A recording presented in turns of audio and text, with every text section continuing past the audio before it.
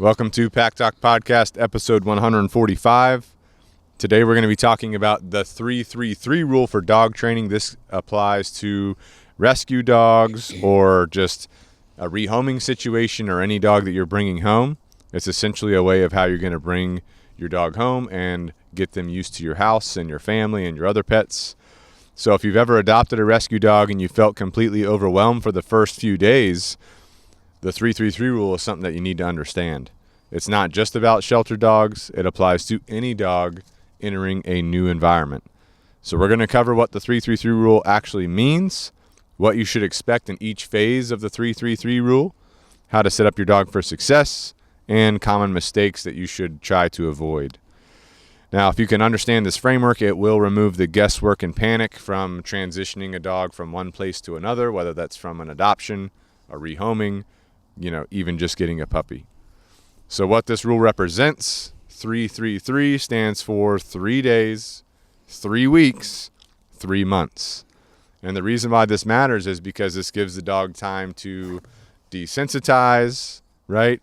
Reduce their stress level, reduce their stress response, and adjust to their new environment, their new family, the other dogs, the other people that are around. Now, just understand the 3-3-3 rule is a guideline. It's not a rigid framework that you have to adhere to, but it does give you some good ideas as far as what you should be thinking about, things to be considering.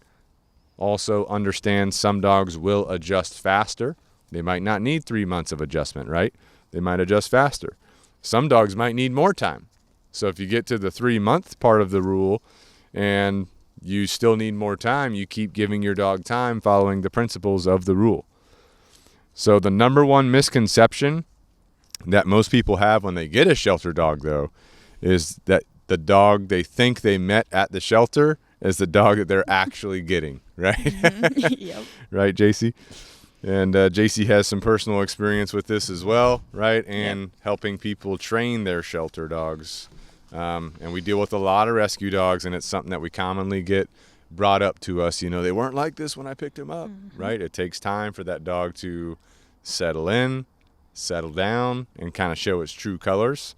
That doesn't mean it's a bad dog or anything, but that just means we're going to have to do some training, right? And make sure that dog's squared away off on the right foot. For sure. You got any stories you want to share? Well, even like with my dog, I got her, right? She had to be dog friendly because at the time I lived with my ex, his mom had dogs and picked her up. They dog tested her. She was great with the dog, right? Comes back, settles in, gets into like that 3-week phase. We're probably like 2 weeks in, starts lunging at dogs, starts chasing dogs. She snapped leashes to get at dogs. I'm like, oh boy. So she was not the dog originally. She was still super sweet towards people, still had that good temperament as far as people go, but the dog aspect, once she started getting comfortable, that started popping out. So you said that was like 2 to 3 weeks in? Yep. Yeah. That's about normal, right? When you start seeing some things. You start seeing those behaviors start popping out. Catch you a little bit by surprise. Yep. So first, let's talk about some common mistakes that a lot of people make. Mistake number one, this is whenever they're bringing a dog home, right? Whether it's a rescue dog, a shelter dog, or just rehoming a dog. But mistake number one would be they overwhelm the dog with too much too soon. That could be they're having a party, right? Have you ever seen those people? They're adopting a dog. Everyone come over. Everyone come meet the dog. Yep, and all, say hi to my dog, right? That's just going to overwhelm the dog. Right? Stressing them out. Exactly. They're hiding. Or they have their friends with their friends' dogs come over on the first day or the second day. Now we have a ton of dogs, a ton of people. We don't really even know this dog that we just adopted or brought home. So that can be overwhelming, right?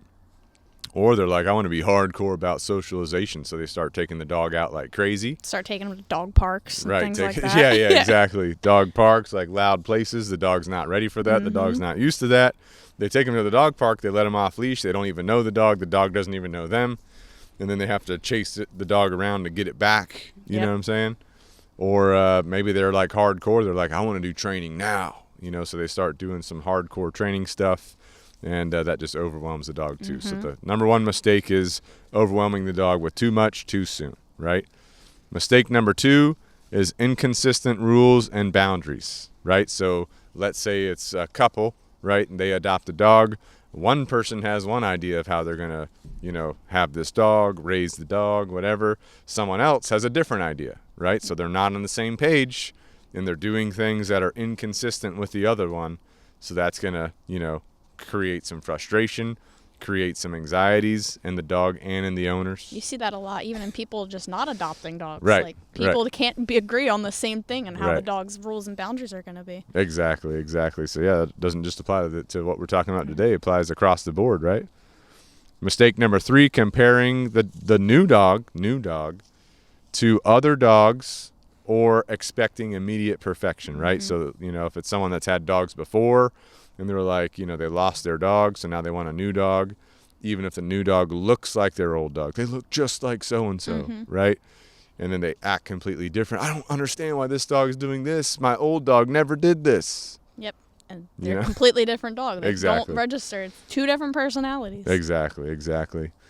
Another mistake that people make is giving up during the challenging middle weeks. Like, let's say you would have got your dog, week 2, week 3, you start seeing this dog aggression or dog reactivity come out, and you give up. Yep. Right? Either you give the dog back, which is not cool, right? That's super common, too. Like, Very a lot common. of people see these undesirable behaviors, and instead of trying to adjust to it and, address it, they're like, oh, this bad dog, got to send it back. Exactly. Not cool. If you adopt that dog, that's your dog. You make a commitment. Exactly. Another mistake I see people make is that they just skip training completely. Like, oh, we'll just let them get used to it. They just need more love. They need more love. They need humanizing their dogs when they first come home. They're traumatized and all this stuff, and letting them just reinforce undesirable behaviors. And Yep. So even more of a case to get into training. You can ease into it, but you do want to have training on the mind, which we'll talk about today. Another mistake, they ignore warning signs of stress or the dog getting overwhelmed. So they don't know dog body language, right? They think that when the dog's wagging its tail and the tail's low, that the dog's happy and wants a hug. Yep. Right? And then they go in for the hug, and then the dog bites them. Ow. Exactly. So you need to understand dog body language, understand dog language, and understand when they're, communicating to you in a way that dogs communicate, and know what to do in those situations, right? Yep. If the dog's stressed, especially when they're first getting there, you want to try and alleviate that stress, right? Don't continue to overwhelm them or anything. Don't keep pushing them. Exactly. Then the final major mistake we see a lot of people make is that they just don't seek help when the behavioral issues start arising. They let it go. They let it keep going, more problems. And then later, when it's a real bad problem, then they're seeking help, right? Which is fine. You can still get help, but you could have saved yourself a lot of time, a lot of work if you wouldn't have let those behaviors get reinforced for those periods of time, So those are some of the biggest mistakes, but let's go ahead and jump right into the 3-3-3 rule, and we'll start off with the first 3, which is the first 3 days. This is the decompression phase, right? So when you first bring a dog to your house, they are a little bit stressed, right? Because they're coming to a new environment. They don't know you. They don't know the environment. They're used to the shelter or wherever they've been at, maybe a foster home. So obviously they have some stress going on. They could have some survival instincts kicking in, which is to suppress, their real personality, suppress how they really act, right? They could be under sensory overload, just depending on the situation. Yep. And so what are some things you would do, Jacy, for the first 3 days with the dog to help it ease into your new home? I mean, you want to try to have a good routine, right? You want to start initially teaching it a good routine. So potties in the morning, breakfast at the same time, probably wouldn't even be doing really a lot of walks, right? You're just getting used to them bonding with you. So you might just hang out with them, but we're not putting any pressure or anything on them as far as expectations, training, things like that. We want structure, but I'm not going to go hardcore into training. Now, if they start opening up in those first few days, I might maybe start some engagement, getting them want to work with me, things like that, but not really pushing the aspect of meeting people, going out, doing these things, just being nice, relaxed, giving them that decompression phase that they need while allowing them to adjust into our environment. Right, for sure. Yeah, the routine is going to be the biggest thing, obviously. Yep. Get them used to where their crate is in your house. Yep. Get them used to kind of the layout of the house, how you kind of operate day in and day out. Get them used to where they're going potty, like you said. Get them used to if they have a hangout in the area in the house, like a little dog bed somewhere, show them where that is, right? If you're going to let them play with toys in the house, show them where those are. But I would hold off on those for a couple days, honestly. Just let them slowly get used to your routine. You know, be calm, be predictable, so the dog gets the feeling of the ritual of the house, right? You don't want to do forced interactions, right? With yourself even. Don't force yourself upon the dog, right? But like we said earlier, don't have like a party and have a bunch of people over, right? Be careful with your other pets, right? If you have other pets, slowly integrate them. Exactly. Slow integration, slowly getting them used to places. You know, don't worry about training too much at the beginning. Your first step would be engagement, like you said, but just ease into it. Focus on the routine. Let them get used to the new environment, the new situation, and then you can proceed from there, right? So that's about the first 3 days of just doing routines, you know, having a set feeding time, showing them where they're going potty, showing them where they're going to the kennel, taking a couple walks with them, right? Not forcing interactions, being calm, being predictable, right? Once that's moving forward into the next 3, the 3-3-3 rule, right? The second 3 is the first 3 weeks. This is where the dog is really starting to settle in, and you're going to really start seeing their true personality. Like you said earlier, it was like 2 to 3 weeks for you with your dog. But what are some things that you would be looking at in the first 3 weeks? I mean, the first 3 weeks, I'm going to start to try and assess, you know, temperament things, because that real personality is coming out, right? So like, you know, am I seeing any fixation on behaviors like that? For me personally was something I wasn't aware of, so I wasn't paying attention to it. We're getting out, we're starting to do some walks. I noticed fixation on dogs. I'm not correcting that behavior, right? Or readdressing it, like redirecting her on anything. So now it's that frustration's building up, right? So now then when this explosion comes in my head, this came out of nowhere. Now that I look back at it, when I know the language, I'm like, this didn't come out of nowhere. So like building engagement, like we said, this might be where I might start, you know, introducing basic commands, right? Like especially if they're starting to, you know, come out of their shell, get more comfortable, right? Say, you know, they're engaging with you, things like that. You can start introducing like a crate command, right? Because crate training for any dog at any age is super, super important. A lot of people are like 50-50 on that, especially with shelter dogs, because they're like, they spent their whole life in a kennel. Right. That's just what the shelter tells you. Having a crate is a very good space for a dog, gives them somewhere to go, be calm, decompress, things like that. So I might start crate training.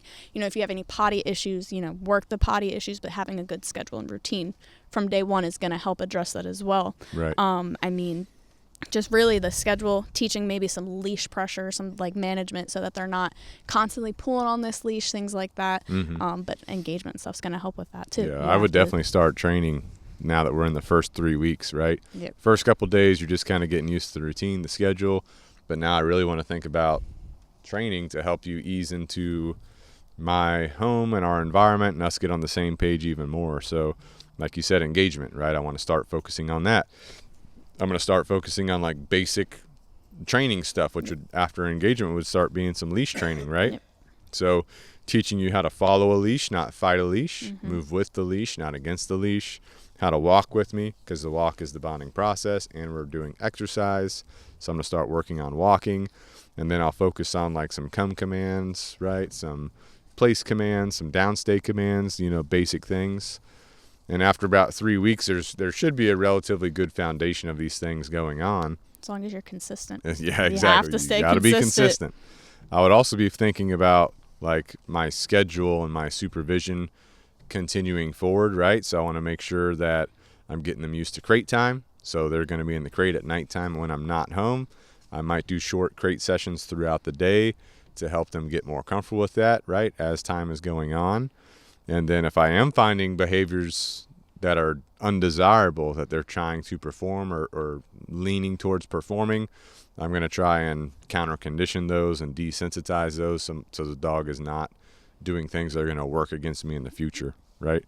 I wouldn't really be worried about socialization yet too crazily. I'm more focused on getting my foundation done at the house, getting the dog even further into the routine of the house, getting them into the training stuff, right? Engagement, leash training, come command, downstay command, place command would be my priorities, right? And making sure they're really comfortable with my daily routines and walking through my apartment complex or my neighborhood, wherever I live, so that I'm seeing how they're performing just in our normal environment, right?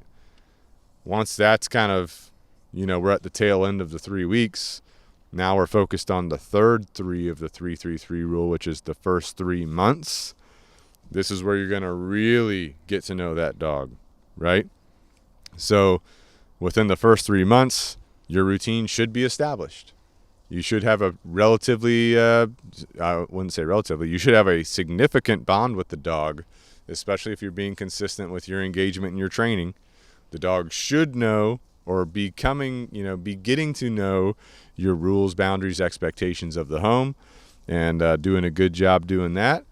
So as we finished up the first 3 weeks, now we're going to be progressing and building upon that, right? Yep. So let's say I find that there's a specific behavioral challenge, like it's a hard thing to do to walk around kids in the apartment complex, right? I'm going to focus on engagement around kids, or desensitizing the dog to the presence of kids if it's something that made the dog nervous, right? It could be other dogs, whatever, right? But if I find certain triggers or certain things that make the dog uncomfortable, I'm going to work on that with the dog more focused in the first 3 months than I was the first 3 weeks, right?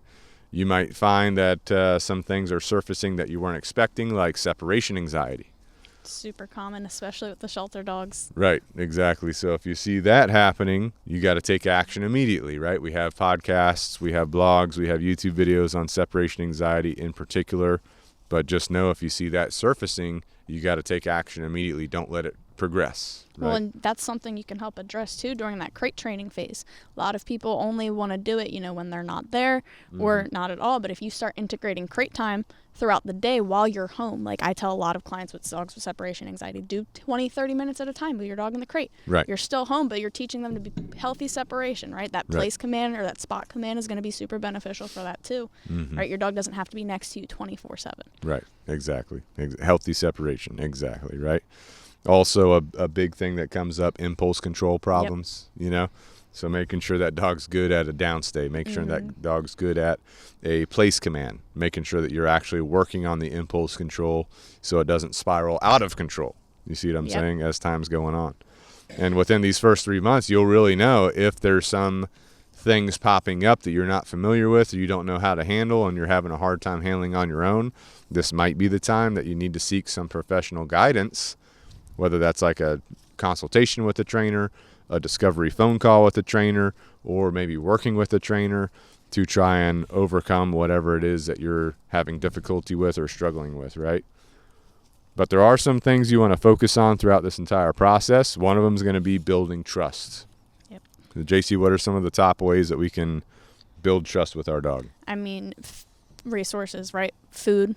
You're the one feeding them, walking with your dog, big bonding experience, right? You can kind of work them through some confidence building things together, right? Learning and training in itself is going to build trust. If they can trust your guidance, you're just going to have a stronger bond in general. I mean, doing lots of good repetitions and things like that with them. But I mean, walks are going to be a main one for sure, as well as the engagement building. For sure.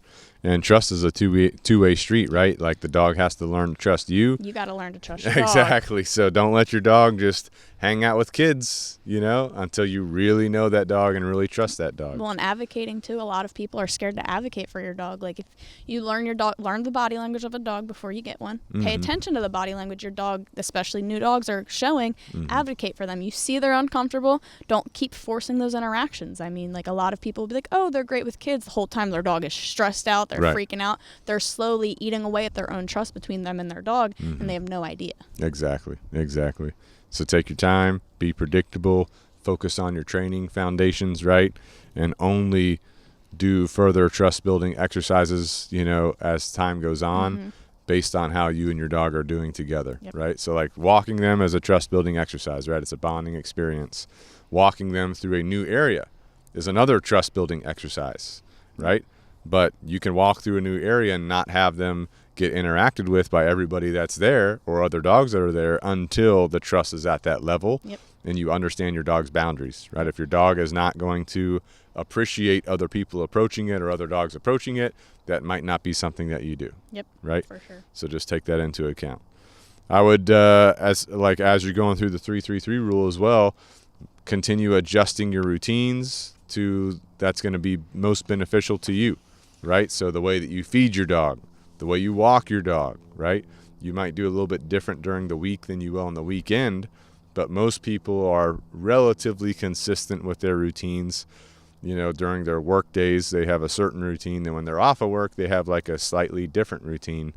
But you want to be consistent with that, right? If you travel with your dog, maybe you have like a somewhat of a traveling routine, right? Maybe you sleep in, you walk your dog, you eat breakfast, you go out and do stuff, right? But being as consistent as possible with your routines just continues to help your dog be calm and be consistent with your rules, boundaries, expectations, no matter what you're doing, no matter what's going on, right? Yep, for sure. So all good things. Just remember that the 3-3-3 rule is a framework. It's not a guarantee. Your dog may need more time. If you're doing the 3-3-3 rule, your dog may need less time, right? It's just going to depend on you, your dog, right?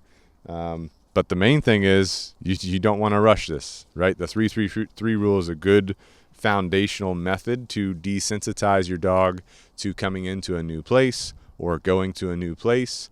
There's a lot of foster-based rescues these days, so some dogs go from one foster home to another foster home to another foster home. They're just jumping around. Right, so if every foster home can implement the 3-3-3 rule at their new home, that helps that dog ease into that new environment with those new people, versus we bring the dog to a new environment. Now it's chaotic, now it's unstructured. There's a lot of different things going on. It's not consistent, and the dog struggles, right? And then the dog develops bad behaviors, right, because of the change in environment and whatever's going on. So whether you're a foster or you're adopting a dog, the 3-3-3 rule is a good foundational groundwork for you. Another thing is just to remember, don't judge your dog's true personality until you're inside of this 3-3-3 rule, right? So if you're you just get a dog, you just bring it home, that's not your dog's true personality. Nope. You don't know this dog doesn't know you. It's a little bit suppressed. You got to take time and make sure that you go through the steps to learn your dog's real personality, right? And as you're going through that, your engagement's going to help you. Your leash training is going to help you. Your obedience training is going to help you get there. But, that trust, you're kind of holding that trust back, right? There's a lot of people, they get a new dog, they start trusting it with everything immediately. Yep. That's not the way to operate, right? Trust has to be earned, right? From you and from your dog. Your dog's not trusting you immediately. Even I'll tell if you you that. trust them immediately, Exactly. They don't trust, and that can honestly hinder. You're letting them make all these bad decisions, letting them do all of these things. They might not trust your leadership after that, right? Like you're going to have 10 times more work to do. And that can build anxiety too. If you're just letting them do whatever and they're just all over the place, that could develop really bad anxiety, right? So I know that this process might seem like a slow process, and it's designed to be that way because we just want to have a systematic development of introducing to our home, our lifestyle, our routines, and getting to know each other, right?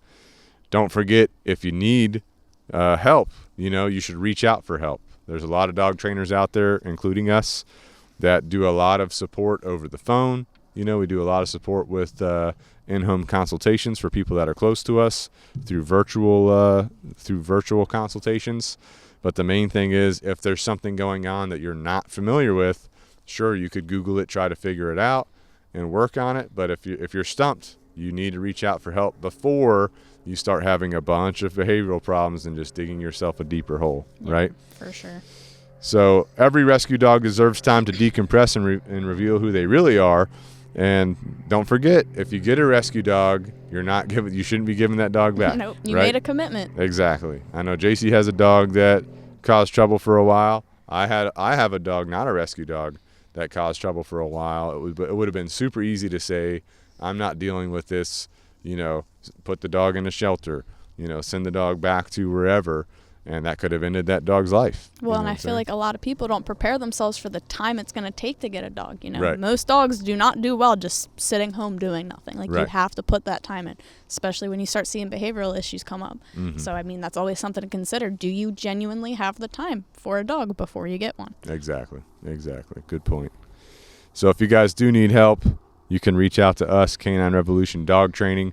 We do board and train programs where we'll train your dog and your family. We do private lessons where we'll train you and your dog at the same time, and virtual lessons. Those are mainly focused on training you to train your dog, and those are also good for people that just aren't close to us but need advice, need coaching through their dog training process, you can reach out to us at the link below or the link in the description. If you want to get a Canine Revolution shirt, you want to get a Canine Revolution hoodie, a mug, a good to go shirt, go to Canine Revolution Apparel on Amazon or the link below in the description, and you can grab one of those. Don't forget, we have by the time this podcast comes out, it might be live, but we do have the Ultimate Leash Training Manual coming out soon. It's our first book, so if you want to learn how to help your dog be a well-behaved dog, you get that book. You follow the illustrations, that are in the book that show you what to do. You scan the QR code so you can watch the video on how to do X, how to do Y, right? But that is coming out soon. If it's not out already by the time this podcast is coming out, it will be on Amazon. And when it is live, it will be in the podcast descriptions as well. But if you need to relieve some stress because your dog's stressing you out, you can get the I Love Dogs coloring book at the link in the description below. That's on Amazon too. And do some coloring, right? Especially if you have kids. If you need to train your dog, but you have kids. Keep the kids busy. Exactly. Get You give them the coloring book. They can color while you're training, right? Don't forget, if you want the optimal diet for your dog, it's going to be a raw diet. You can go to wefeedraw.com. Use the new discount code Canine Revolution 50. That's Canine spelt out, Revolution spelt out, 5050. That's going to give you 50% off your first box. You can cancel a box at any time, but if you can't do 100% raw, I recommend at least doing a raw topper, because you will see a difference in your dogs. Like, you'll see a difference in their coat, right? The way they're operating, right? Overall health is just going to improve with a little bit of raw at a time. So definitely check out We Feed Raw. Also a link in the description below. If you're looking for dog supplements, we're partnered with Canine Super Supplements. You can go to the link below. They've got the weight gainer formula. They've got the multivitamin formula. They've got the joint support formula, the puppy formula. Those are their main 4 formulas. You can go to their website, caninesupersupplements.com. Check those out, right? Just add them straight to your dog's food, whether it's kibble or raw food, or you can add it to their water. But if you use the discount code Canine Revolution spelt out, all caps, no spaces, you can get 15% off of those supplements. And then if you're looking for the best dog toys, you can check out Monster Canine Toys on Amazon and the website. All links in the description below. But they do have a guarantee that if your dog destroys their toy, they will replace it. And I don't think you'll find a better guarantee anywhere, right? And I've hear a bunch of people with rescue dogs, this dog chews through everything, right? Yep. Yeah, so if you have that situation going on, check out Monster Canine Toys. See if your dog can get through that toy, right? If they can, they'll replace it. Exactly. So you're good to go. If you need supplements for yourself, creatine, fish oil, milk, protein powder, JockoFuel.com is where you should go for that. You got the discount code Canine Revolution, all caps, no spaces. That gets you 10% off of Jocko Fuel. But I would at least check out the milk protein powder. Good. The creatine. Are you on the creatine? Yeah, but not Jocko's. Oh, okay. But you're on creatine. I am on creatine. Yeah, all right. Well, you need to get on the Jocko. I know. I need to. I couldn't find it in the store, and I didn't want to put an order in online. It's in the things to do. You get the creatine, you get the freaking milk, you get the fish oil, and the energy drinks. Those are the top 4. That's my top 4 right there. Top 4 stack, right? All right, don't forget, leave us a review on your favorite podcast platform and let us know in the comments on YouTube or your favorite social media platform what type of information you need to hear in a future podcast. Thank you guys for listening, and until next time, this is Pack Talk Podcast. Out.